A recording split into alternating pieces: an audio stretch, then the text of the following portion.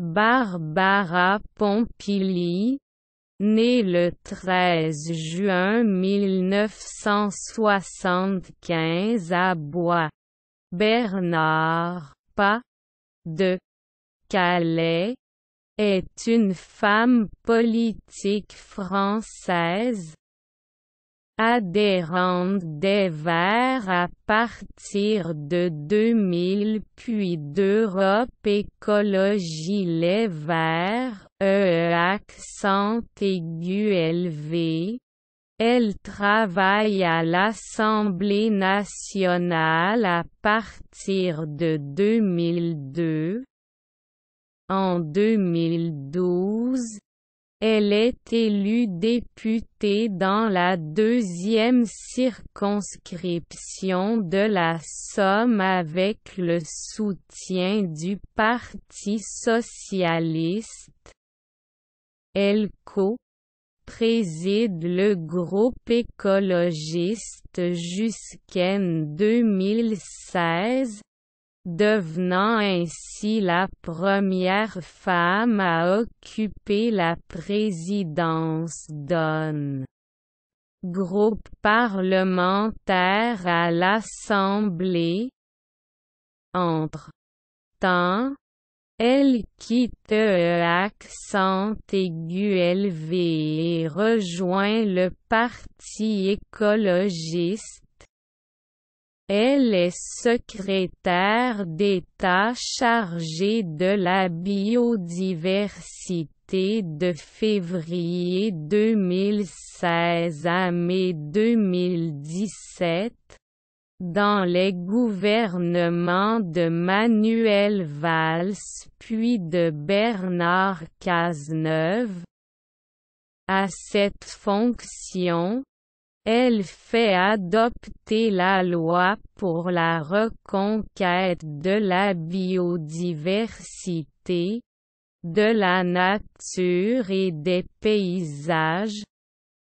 Réélue députée en 2017 avec le soutien de La République En Marche, LREM, elle intègre le groupe LREM et préside dès lors la Commission du développement durable et de l'aménagement du territoire.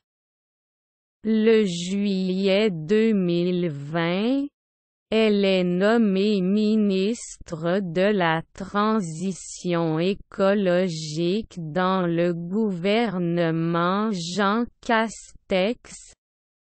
Biographie enfance, formation et vie privée. Barbara Pompili est la fille d'une institutrice travaillant dans le secteur de l'enfance handicapée.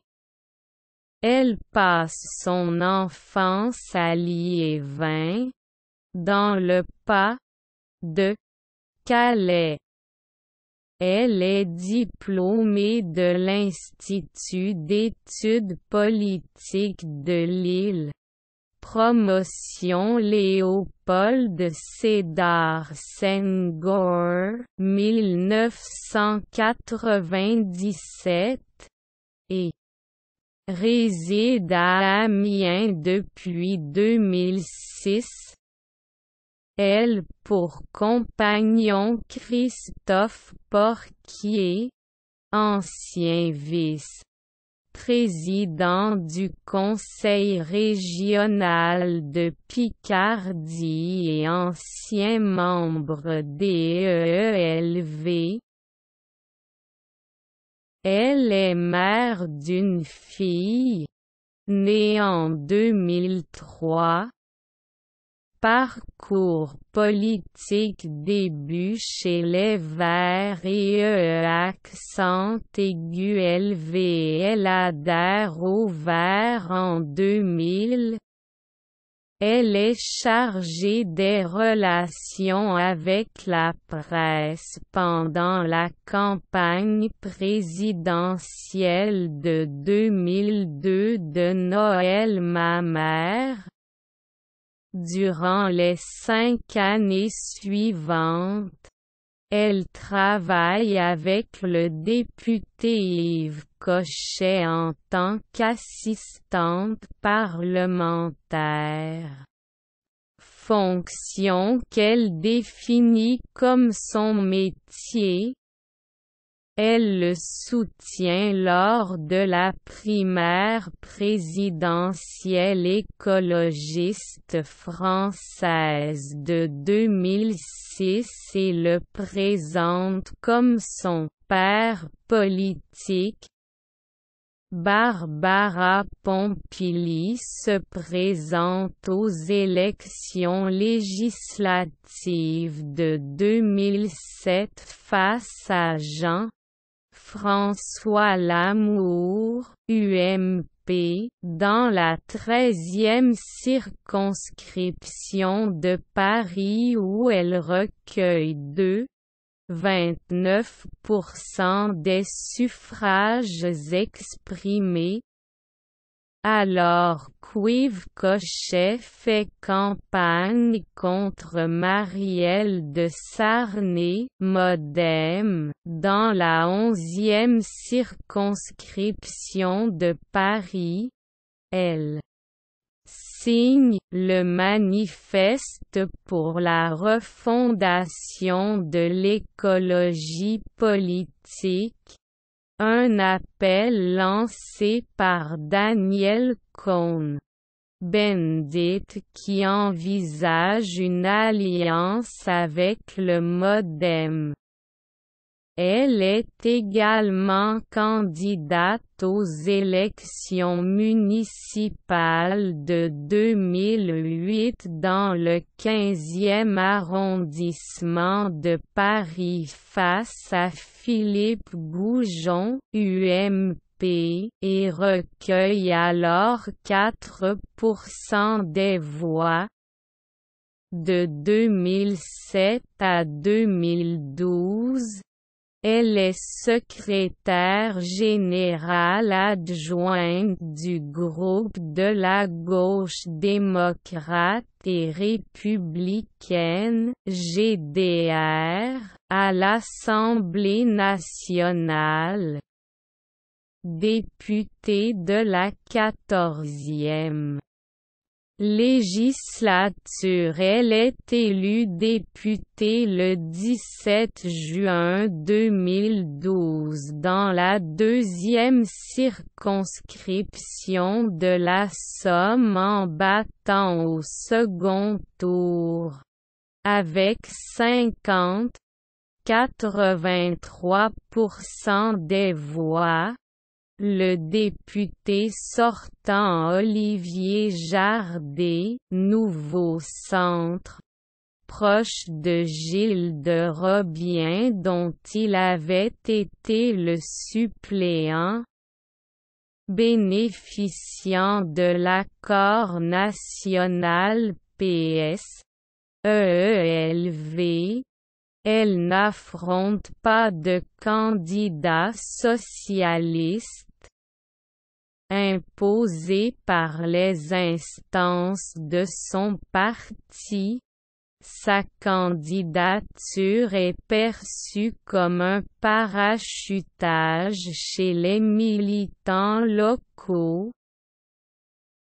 Le 20 juin 2012, elle est désignée coprésidente du groupe écologiste à l'Assemblée nationale, partageant cette fonction avec François de Rugy, bien que cette possibilité ne soit pas offerte par le règlement de l'Assemblée nationale.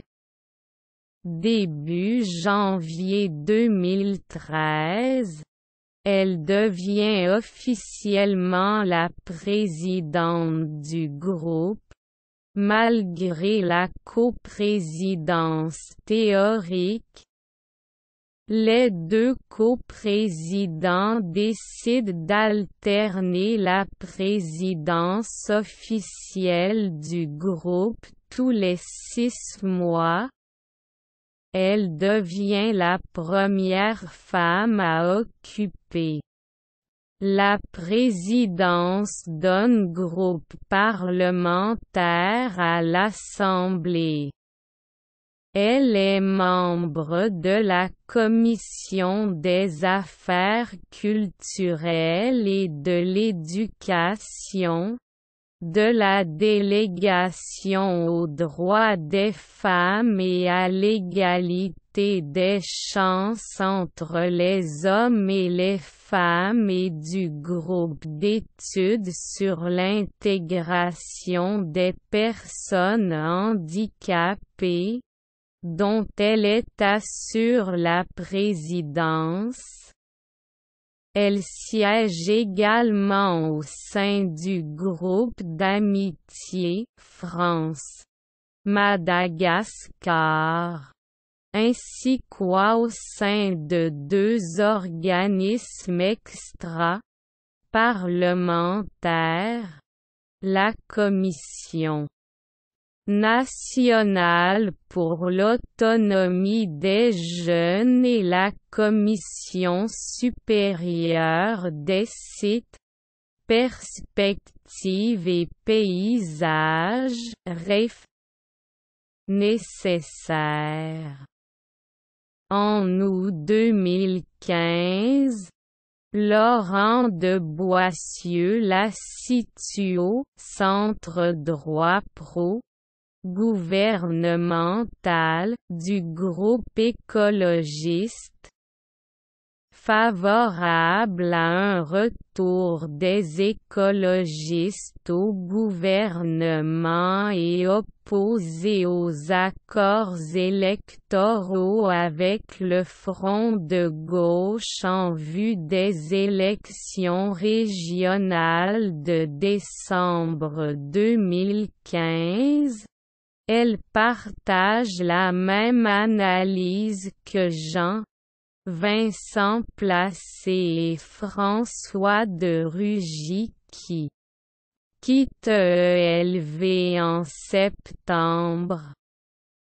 Après avoir refusé un moment de suivre leur exemple, elle finit par quitter aussi le parti le 30 septembre, et rejoint le Parti écologiste en 2016, ainsi que son comité d'orientation politique.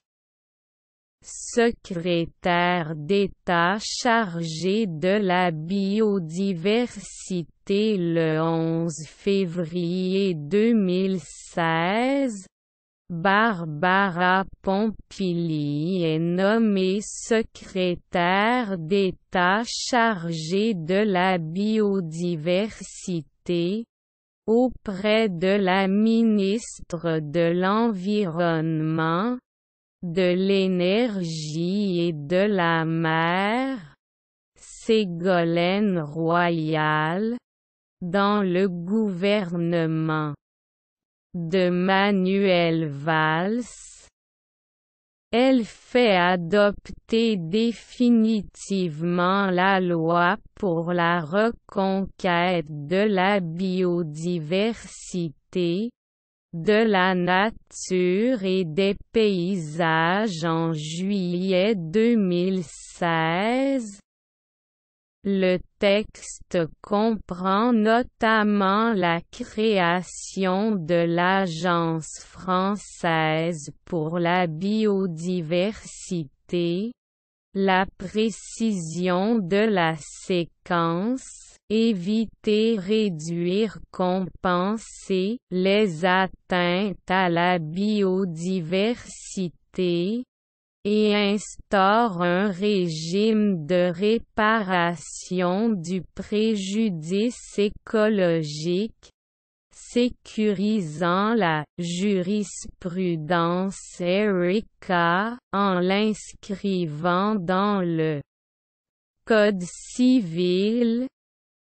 Cette loi contient également des dispositifs de lutte contre les espèces exotiques envahissantes. L'interdiction des pesticides contenant des néonicotinoïdes et autorise la ratification du protocole de Nagoya pour combattre la biopiraterie. En mars 2016, dans le cadre des débats sur le projet de loi, elle doit retirer un amendement du gouvernement sur le préjudice écologique, suite à l'accusation de plusieurs acteurs de l'environnement comme Arnaud Gossman et Delphine Batteau de constituer une régression inédite du droit de l'environnement et d'avoir été inspiré par le lobbying du MEDEF et de la FEP, alliance avec le PS puis avec La République En Marche dès son élection comme députée en 2012. Barbara Pompili affirme être en faveur d'une alliance parlementaire et gouvernementale avec le PS. Ainsi, en juin 2012, lorsque les députés écologistes votent blanc lors de l'élection du président de l'Assemblée nationale, pour protester contre la non-attribution par le PS de la présidence de la Commission Développement durable, Barbara Pompili estime que on ne quitte pas la majorité pour une histoire de poste. Pendant la primaire citoyenne de 2017, elle soutient François de Rugy. Benoît Hamon l'emporte et François de Rugy rejoint par la suite Emmanuel Macron. Le 21 mars, Barbara Pompili fait de même, devenant la première membre du gouvernement à soutenir le candidat En Marche. Elle reçoit d'ailleurs le 11 mai 2017 l'investiture du mouvement d'Emmanuel Macron dans la deuxième circonscription de la Somme lors des élections législatives de 2017. Elle comme suppléante Cécile Delpirou, secrétaire du comité d'entreprise de Whirlpool à Amiens, qui dit travailler depuis 5 ans avec Madame Pompili sur le dossier de l'usine, au centre de la campagne d'entre deux tours de l'élection présidentielle en raison de l'annonce de sa délocalisation en Pologne. Avec 40 70% des voix lors du premier tour. Elle se qualifie pour le second tour lors duquel elle affronte Cédric Metz, la France insoumise. Elle l'emporte avec 61,89% des voix. Députée de la 15e législature pressentie comme candidate à la présidence de l'Assemblée nationale en juin 2017, elle se range finalement derrière François de Rugy et prend la présidence de la Commission du développement durable et de l'aménagement du territoire.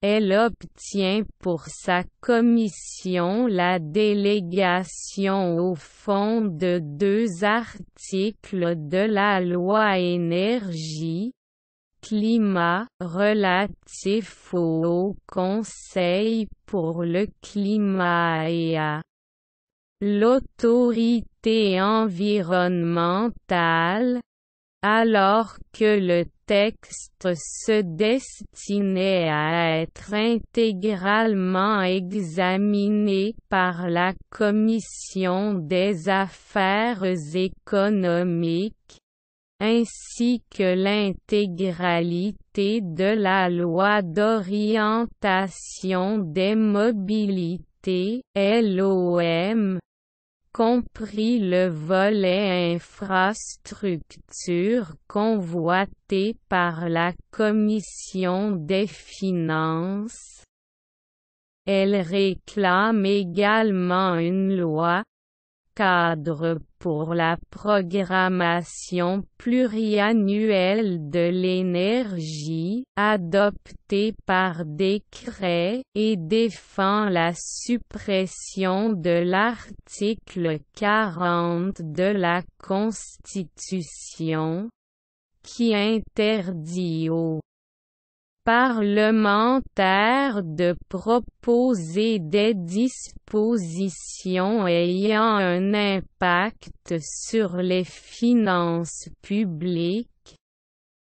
Son choix de privilégier les dossiers environnementaux et de peu traiter ceux relatifs à l'aménagement du territoire suscite l'hostilité d'une minorité de députés LREM.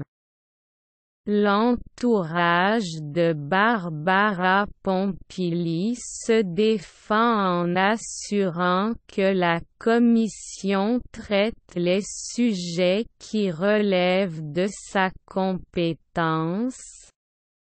En mai 2018, lors des débats sur la loi Agriculture et Alimentation, elle défend un amendement pour une meilleure information sur les étiquettes des produits alimentaires, OGM, élevage en cage, pesticides, etc. Contre l'avis du gouvernement, investi lors de l'examen de la LOM, elle s'oppose à l'amendement déposé par le groupe Les Républicains avec le soutien discret d'Emmanuel Macron. Lors de l'examen du projet de loi de finances 2020, elle prend la tête des députés soutenant l'introduction d'un critère poids dans le calcul du malus automobile, dispositif refusé par l'exécutif et plus tard repris par la Convention citoyenne pour le climat. Membre du Conseil d'orientation des infrastructures, elle défend, avec Mathieu Orphelin, l'intégration au rapport final de la préconisation d'un plan vélo ambitieux, à 350 millions d'euros sur 4 ans. Le gouvernement adopte cette enveloppe, mais sur 7 ans. En 2020, elle rédige plusieurs amendements au projet de loi de finances rectificative, demandant par exemple que les aides d'État accordées aux entreprises dans le cadre de la pandémie de Covid-19 soient assorties de conditions écologiques fortes, avant de les retirer sous la pression gouvernementale. En septembre 2018, après la nomination de François de Rugy au gouvernement, elle se porte candidate à sa succession à la présidence de l'Assemblée. Opposée à Richard Ferrand, Sandra Motin et Philippe Folliot, elle arrive en deuxième position lors de l'élection interne au groupe LREM, avec 85 voix sur 299 votes et 291 suffrages exprimés. À l'occasion du renouvellement des postes au sein de la majorité, en juillet 2019, elle est reconduite dès le premier tour de scrutin à la présidence de la commission avec 57% des voix face à Alain Péréa et Jean-Charles Collat-Roy. Elle figure sur la liste écologiste de son compagnon Christophe Porquier, ex-EELV, pour les élections municipales de 2020 à Amiens, tandis que LREM soutient la liste de la maire sortante Brigitte Fourré, UDI. Proche de Mathieu Orphelin, elle refuse de rejoindre le nouveau groupe Écologie Démocratie Solidarité. À l'Assemblée nationale, privilégiant la création d'un courant écologiste au sein du groupe LREM. Ce groupe, baptisé « En commun », est rejoint par 45 autres députés et voit le jour sous forme d'association le 22 mai. ministre de la Transition écologique le juillet 2020, Barbara Pompili est nommée ministre de la Transition écologique au sein du gouvernement Jean Castex, à la suite de la démission du gouvernement d'Édouard Philippe, succédant ainsi à Élisabeth Borne. Avec sa nomination, l'épithète « solidaire » disparaît de l'intitulé du ministère, dans lequel il était apparu avec l'entrée au gouvernement de Nicolas Hulot, et n'apparaît plus dans le décret d'attribution de Barbara Pompili. Son ministère inclut désormais la politique du logement, jusqu'alors attribuée à Julien Denormandie sous la tutelle du ministère de la Cohésion des Territoires, mais perd l'économie sociale et solidaire, qui revient au ministère de l'Économie et des Finances. Barbara Pompili se situe au troisième rang dans la hiérarchie gouvernementale, derrière Jean Castex et Jean-Yves Le Drian. Elle choisit comme directeur de cabinet Jacques Azoulay, qui occupait précédemment cette fonction auprès d'Emmanuel Wargon, alors qu'Emmanuel Macron annonçait un virage écologiste. Elle notamment comme feuille de route l'application des propositions de la Convention citoyenne pour le climat et doit travailler sur le plan de relance, ayant elle-même travaillé à l'Assemblée sur les conditions écologiques notamment, aux aides publiques et étant à l'initiative d'une mission parlementaire sur le sujet.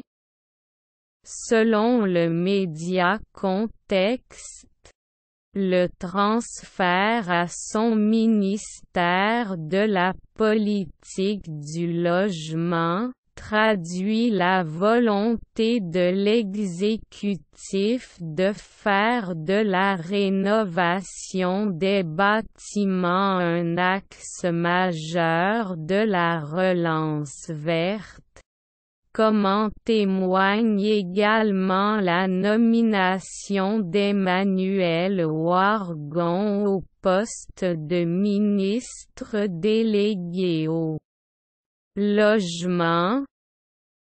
Peu avant sa nomination, elle plaide pour que tous les ministères aient une feuille de route verte, et notamment le ministère du Budget.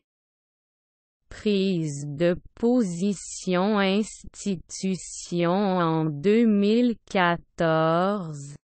Elle s'oppose au redécoupage des régions.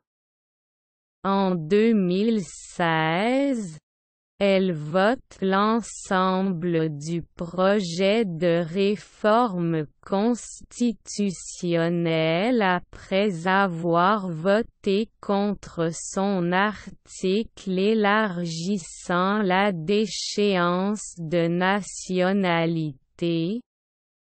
Elle soutient l'octroi du droit de vote aux élections locales aux étrangers non communautaires résidant légalement en France depuis au moins 5 ans. Dans le cadre du projet de loi pour la confiance dans la vie politique, elle défend le maintien de la réserve parlementaire telle qu'elle afin de soutenir les associations, allant à l'encontre de la promesse de campagne d'Emmanuel Macron et du souhait du gouvernement.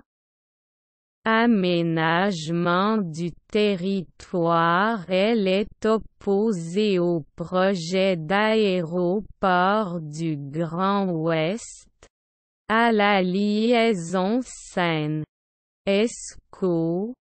et à la ferme des 1000 vaches. Société en 2014. Elle signe un manifeste réclamant l'ouverture de la procréation médicalement assistée (PMA) à toutes les femmes. Nucléaire en 2018.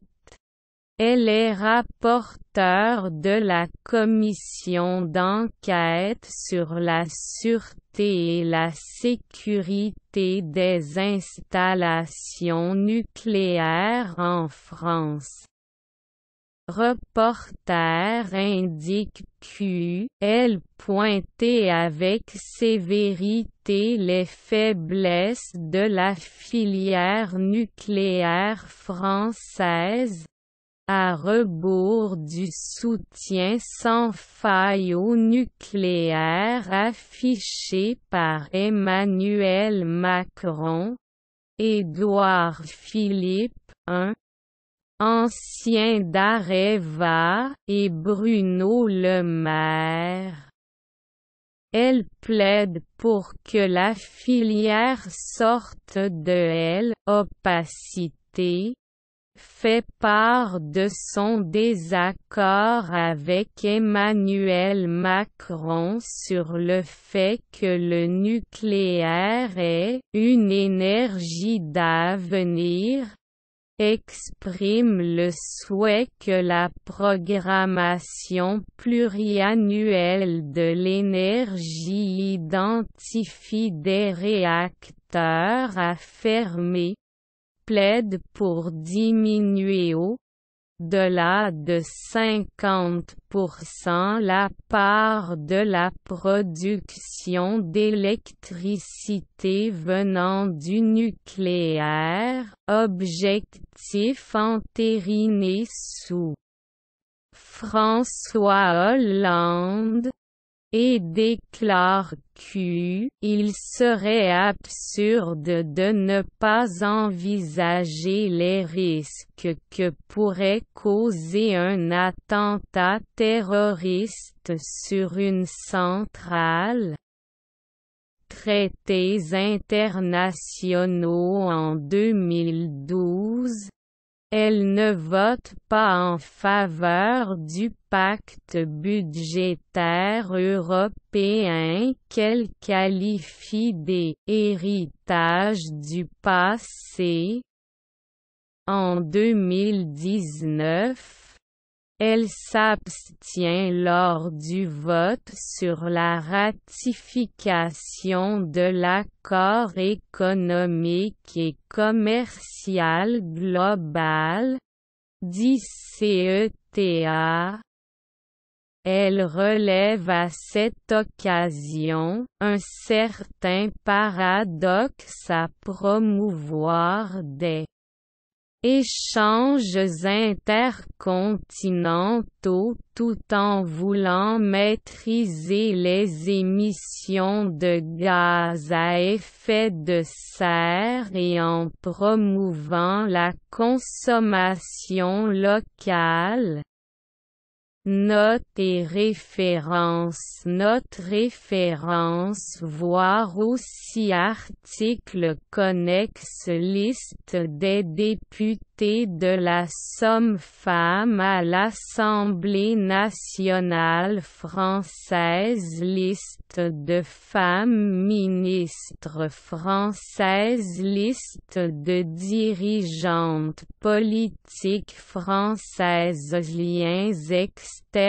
Ressources relatives à la vie publique. Assemblée nationale. Haute autorité pour la transparence de la vie publique. Sycomore. Site officiel. Portail de la politique française. Portail d'Amiens. Portail de l'écologie politique.